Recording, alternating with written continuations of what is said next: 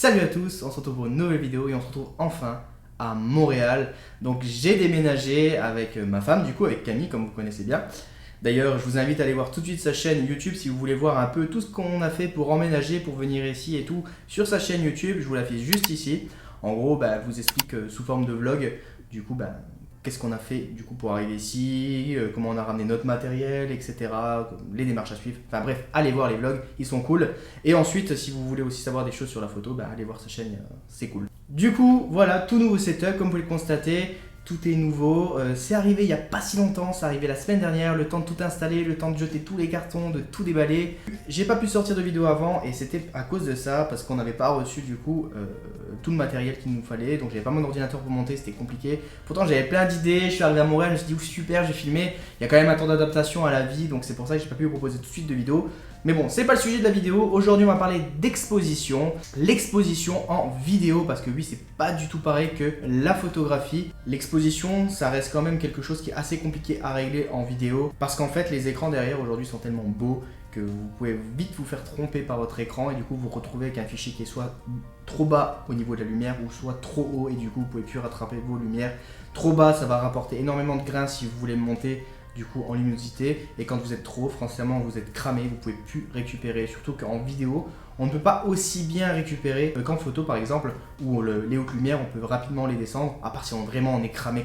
Je vais vous expliquer comment je fonctionne suivant les contrats, qu'est-ce que je fais. Pour ma part, j'utilise l'indicateur d'exposition. Donc comme vous pouvez le constater sur vos appareils, vous avez ici par exemple une barre qui s'affiche avec ici 0, plus 1, plus 2, plus 3 et 0, moins 1, moins 2, moins 3.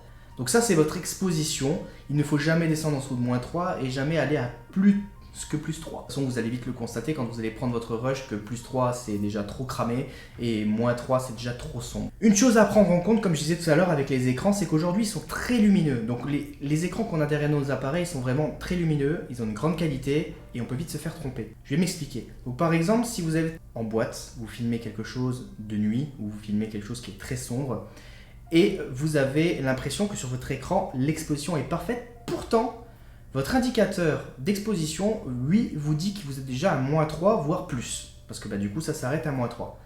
Et je vous conseille justement de monter ce genre de choses parce que vous allez arriver sur votre ordinateur, vous allez vous dire non, c'est trop sombre, je ne peux pas exploiter mon plan. Et là, vous allez dégoûter parce que vous allez devoir retourner filmer ou carrément, vous ne pourrez plus filmer ce que vous avez fait. Donc, il faut faire bien attention à l'exposition. Suivant les appareils, vous n'avez pas du tout les mêmes indicateurs d'exposition, mais en gros, chez Nikon, chez Canon, chez Sony par exemple, vous avez ce genre d'indicateur. Donc il est juste ici en bas, comme vous pouvez le constater, il s'affiche quand j'appuie, et j'appuie tout simplement sur mon bouton, des fois il peut disparaître tout simplement. Et en fait, si je règle mon exposition, donc par exemple ici on voit très clairement que je suis à plus 3, donc là je suis trop exposé, regardez si je mets ma main devant, ça va descendre tout simplement parce que il y a plus d'ombre, si je lève il y a de la lumière derrière, donc c'est forcément plus exposé. Et du coup vous, le but du jeu, suivant ce que vous allez filmer, est de vous rapprocher le plus possible de 0. Et 0 c'est tout simplement vers ici, donc par exemple je vais régler, donc là je vais augmenter certaines choses de mon boîtier, donc par exemple si je filme à 1/50e, je vais me mettre à 1/100e forcément, ça je vous l'ai déjà expliqué en vidéo pourquoi. Et du coup je vais descendre ici mon ouverture, j'ai pas envie de descendre trop mon ouverture, je vais mettre à ISO 100. Et ici, je me rapproche tout doucement. Là, je vais devoir toucher encore l'ouverture ou mettre tout simplement un filtre LND si je veux garder mon ouverture comme celle-ci. Mais en gros, voilà, je vais me rapprocher de ceci. Et là, vous allez tout de suite comprendre. J'arrive à quelque chose qui me plaît. J'arrive à quelque chose qui est propre. La couleur en haut, la lumière n'est pas cramée. Et en dessous, on voit très bien que mon ombre, elle est exposée, pas normalement, mais un peu trop basse. Du coup, ce que je vais faire, c'est que je vais augmenter mon ouverture afin de récupérer un petit peu plus les couleurs en bas sans trop cramer le haut, donc là on peut voir que c'est encore rattrapable. Et comme vous pouvez le constater, je suis à plus 1,5. Donc plus 1,5, plus 1,2, 150 à peu près, c'est à peu près. C'est pas mal pour ce genre de plan, par exemple, même si c'est pas forcément un plan. Mais en gros ici, je suis pas trop sombre non plus, je vais pouvoir jouer avec mes ombres. Et j'ai ma lumière juste au-dessus qui est très propre. Certains appareils vont avoir d'autres façons de filmer. Donc par exemple, je vais basculer sur mon téléphone. Donc c'est l'iPhone qui va tout simplement filmer, donc ne vous inquiétez pas, la qualité va changer. Pareil, vous allez m'entendre de derrière, mais en gros voici comment ça se passe. Ici, moi j'ai l'indicateur qui est juste ici. Et là c'est un tout autre indicateur, donc je vais descendre mon exposition pour que vous voyez un tout petit peu mieux. Ça marche pareil sur l'iPhone en fait, quand vous regardez. Vous allez ici, et là moi ça fonctionne avec des plus 1, moins 1. Donc par exemple, si je vais augmenter, du coup je vais monter en ouverture, comme vous pouvez le voir, ça descend à moins 2. Donc là on est à peu près comme sur l'image du canot tout à l'heure, à moins 2 et 2 tiers, avec les points que vous avez au milieu. Si je monte et que je veux me mettre à exposition normale, voilà, je vais me mettre à 2,8, je vais descendre encore, voilà, là je suis à 0 tout simplement. Et si je monte un peu plus, en fait c'est un tout petit peu plus détaillé du coup chez Panasonic, surtout sur les S1, avant sur les GH5 et GH4 on avait le même indicateur que vous avez du coup sur le Canon, c'est un peu la même chose.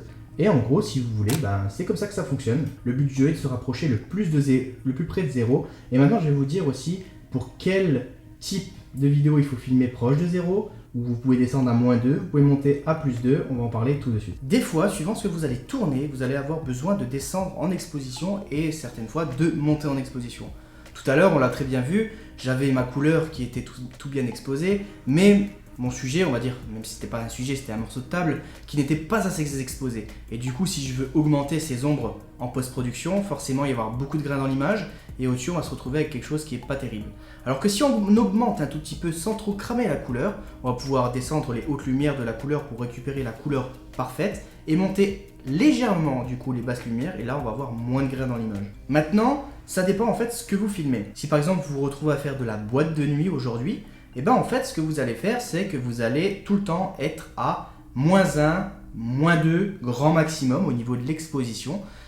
Et pourquoi? Tout simplement parce que en boîte vous avez beaucoup de choses qui sont assez sombres ou les choses qu'on ne veut pas voir dans notre montage. Donc les murs où il y a beaucoup de champagne, ou parfois on a de la clientèle qui n'est pas forcément très belle et on filme en premier plan une autre clientèle, on va devoir exposer sur la première clientèle mais la deuxième derrière on s'en fout un petit peu, donc on va baisser cette exposition. Ça va permettre de, quand on va mettre notre colorimétrie, on va pouvoir avoir un noir à l'arrière-plan, on va dire, quelque chose de moins exposé derrière et du coup de moins intéressant à l'œil et se concentrer sur ce qui est devant votre image. Par exemple, dans un club, si vous avez des lumières au plafond, vous ne pouvez pas rester à 0 parce que si vous mettez à 0, vous allez avoir quelque chose qui est cramé au niveau des lumières parce que c'est puissant dans la nuit. Le but du jeu ici, c'est de montrer les lumières qui bougent dans la nuit. Donc ce que vous allez faire, c'est que vous allez mettre à -2, -2,5 pour capter que les lumières. Parce que justement, la clientèle, pour le coup, sur ce plan-là, on s'en fout, clairement. Et si par exemple, un jour, vous voulez filmer quelque chose de plus corporate, donc filmer par exemple un restaurant, filmer quelque chose, un mariage, vous allez pouvoir vous mettre à 0 ou +1 grand maximum pour avoir quelque chose de très lumineux. Avoir quelque chose de très lumineux, ça va apporter un cachet supplémentaire à votre vidéo. Après, c'est pas non plus une règle à suivre à 100%, vous faites ce que vous voulez de vos vidéos, mais on va dire que si vous voulez une exposition classique, normale, il faut être entre 0 et +1. N'oubliez pas, ça c'est la vidéo. En photo, vous pouvez monter bien au-delà et vous pouvez descendre bien au-delà, ça c'est sûr, c'est certain, parce que vous avez beaucoup plus de latitude dans vos réglages. Par exemple, moi aujourd'hui, quand je filme du corporate, donc ça va être simple, c'est toujours 0. Par exemple, quand je vais filmer de la boîte de nuit, comme je vous dis, c'est entre 0 et -2. Et si vraiment il y a un envoi, donc par exemple, vous savez, les scintillants là qu'on allume avec un briquet, ça fait une fontaine, etc. Ça c'est très lumineux parce que forcément il y a une flamme, etc.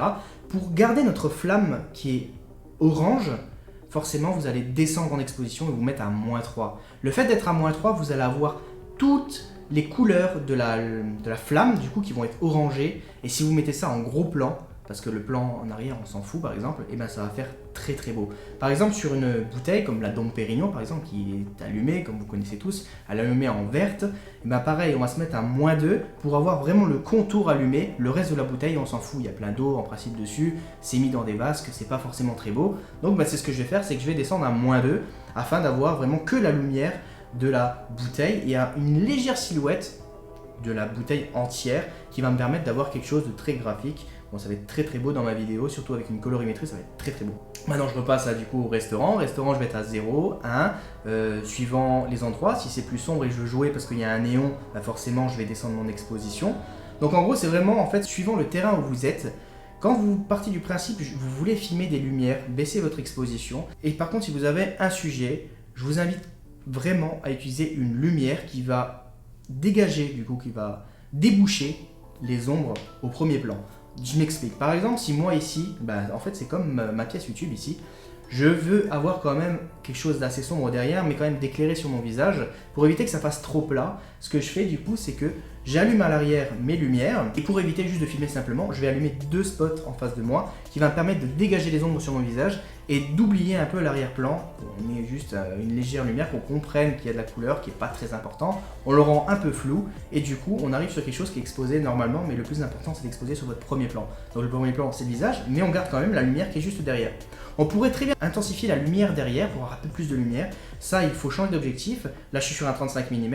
Je vous invite donc de passer à une plus longue focale qui va aller du coup sur du 85 mm par exemple. Vous allez devoir reculer. Vous allez avoir un plan un peu plus serré, mais du coup derrière vous allez avoir un bleu qui est beaucoup plus prononcé. Et votre sujet, il va falloir l'éclairer de assez près pour qu'il soit exposé normalement. Donc ça, ce sera une partie vidéo lumière qu'on abordera plus tard. Mais en gros, ça dépend en fait.